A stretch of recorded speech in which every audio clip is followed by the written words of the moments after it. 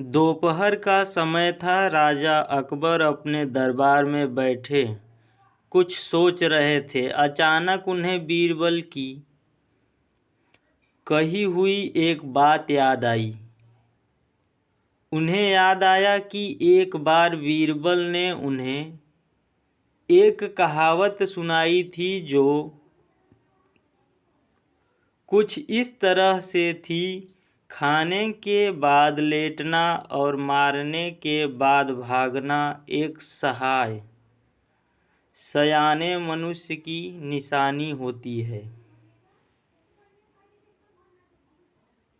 राजा सोचने लगे, अभी दोपहर का समय है। यकीनन बीरबल खाने के बाद सोने की तैयारी में होगा। चलो आज उसकी बात को गलत साबित किया जाए। यह सोचकर उन्होंने एक सेवक को आदेश दिया कि इसी वक्त बीरबल को दरबार में उपस्थित होने का संदेश दिया जाए।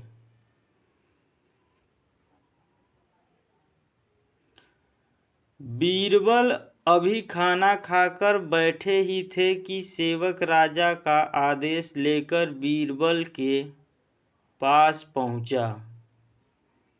बीरबल आदेश के पीछे छिपे राजा की मनसा भली भांति समझ गए। उन्होंने सेवक से कहा, तुम थोड़ी देर रुको, मैं कपड़े बदल कर तुम्हारे साथ ही चलता हूँ। अंदर जाकर बीरबल ने अपने लिए एक तंग पजामा चुना। पजामा तंग था तो उसे पहनने के लिए उन्हें बिस्तर पर लेटना पड़ा। पजामे को पहनने का बहाना कर वे थोड़ी देर बिस्तर पर ही लेटे रहे और फिर सेवक के साथ दरबार की ओर चल दिए। दरबार में राजा बीरबल की ही राह देख रहे थे।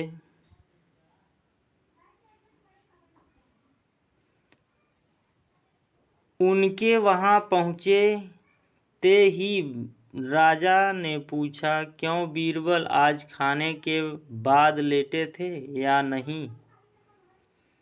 बीरबल ने जवाब दिया, जी महाराज, जरूर लेटा था। यह सुनकर राजा को बहुत गुस्सा आया। उन्होंने बीरबल से पूछा, इसका मतलब यह है कि तुमने मेरे आदेश का असम्मान किया।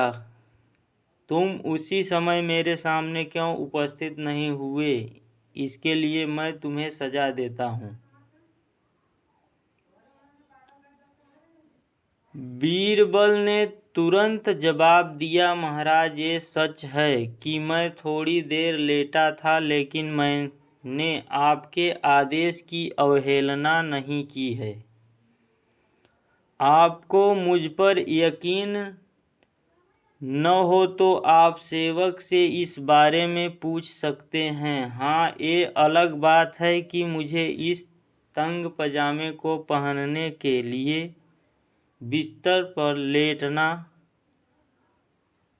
पड़ा था।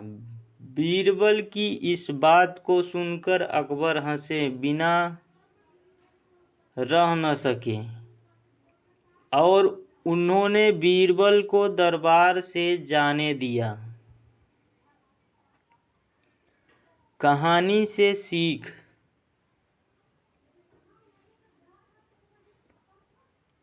इस कहानी से हमें यह सीखने को मिलता है कि परिस्थिति को भांपते हुए हमारे द्वारा उठाया गया एक कदम हमें अनेक मुसीबतों से बचा सकता है।